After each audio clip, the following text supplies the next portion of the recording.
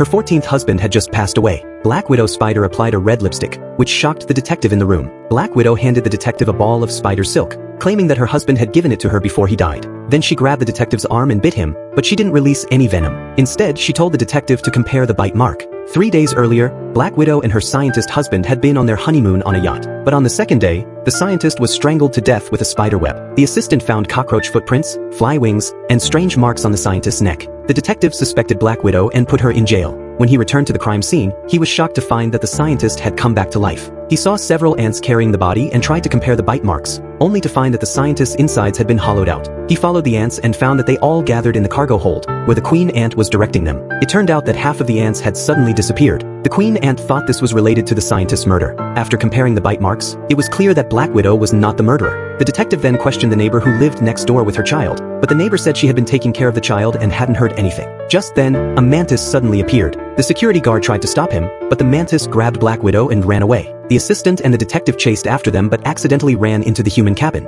At the same time, the mantis was trying to break the glass. The boy tried to attack them, so the mantis had to dodge around. The scene became chaotic, and the bugs took the opportunity to escape through the cracks. Then the mantis finally spoke. He was just a bodyguard hired by the scientist to protect Black Widow. Just then, the mantis was caught by a strand of spider silk, and soon all that was left was his empty shell. The detective opened the ball of spider silk that Black Widow had given him, only to find that it was empty. He pieced together everything he had seen and began to think about the final truth. It was finally time to solve the case. The detective gathered everyone in the hall and began his reasoning. The cockroach footprints were too big, so it wasn't the cockroach couple. The fly captain hadn't lost his wings, so it wasn't him either. Black Widow's bite mark didn't match, so she wasn't the murderer. But everyone had overlooked one thing. There was more than one venomous spider on the yacht. The real murderer was the neighbor. The child she was taking care of was just her disguise. She was the one who killed the scientist. The detective remembered seeing the neighbor bump into Black Widow before. She must have switched the ball of spider silk. The detective arrested her on the spot, but there was still one mystery left. Where did the missing ants go?